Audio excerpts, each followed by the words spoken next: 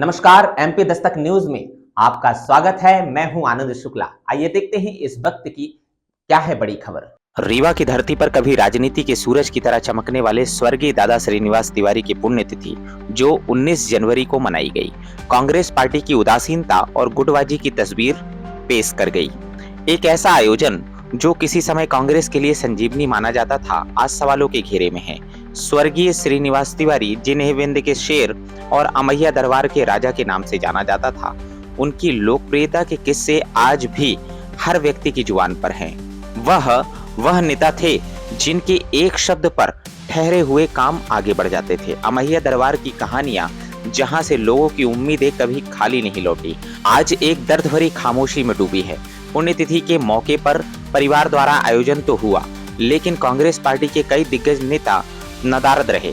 हैरत की बात यह है कि जो नेता मंचों पर दादा का नाम लिए बिना अपनी शुरुआत नहीं करते थे, वही इस बार न केवल आयोजन से गायब रहे, बल्कि सोशल मीडिया पर भी चुप्पी साधे रहे।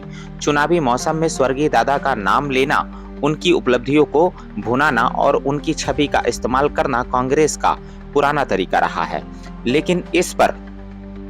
लेकिन इस बार यह चुप्पी सिर्फ कांग्रेस के भविष्य पर ही नहीं, बल्कि उसकी मौजूदा दशा और दिशा पर भी सवाल खड़े करती है। यहाँ तक कि सोशल मीडिया पर भी कोई पोस्ट, श्रद्धांजलि या तस्वीर साझा नहीं की गई। जो नेता अक्सर हर छोटी बड़ी बात पर सुर्खियां बटोरने के लिए सक्रिय रहते हैं, उनकी यह खामोशी पार्टी की अंदरूनी गुटबाजी और नेतृत्व की कमजोरियों को उजागर करती है। कांग्रेस पार्टी की रीवा में पहचान और सत्ता हमेशा से स्वर्गीय दादा श्रीनिवास तिवारी के नाम पर टिकी रही है, लेकिन आज पार्टी गुटबाजी के ऐसे दलदल में फंसी है जहां से निकलना मुश्किल लग रहा है। एक पुरानी कहावत याद आती है, जब किसी के विनाश का समय आता है तो सबसे पहले उसकी बुद्धि नष्ट हो जाती है। कांग्रेस की मौजूदा स्थिति इस कहावत को चरितार्थ करती है। वह दौर था जब स्वर्गीय दादा का अमैया दरबार हर जरूरतमंद के लिए एक भरोसेमंद स्थान था।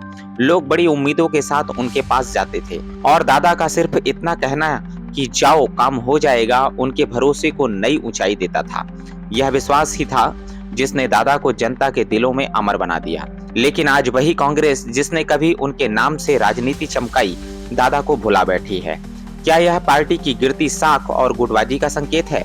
रीवा में कांग्रेस की इस उदासीनता और गुटबाजी के बीच बड़ा सवाल यह है कि क्या पार्टी यहां अपना वर्चस्व बचा पाएगी, या फिर यह चुप्पी और अंदरूनी कलह कांग्रेस को धीरे धीरे खत्म कर देगी?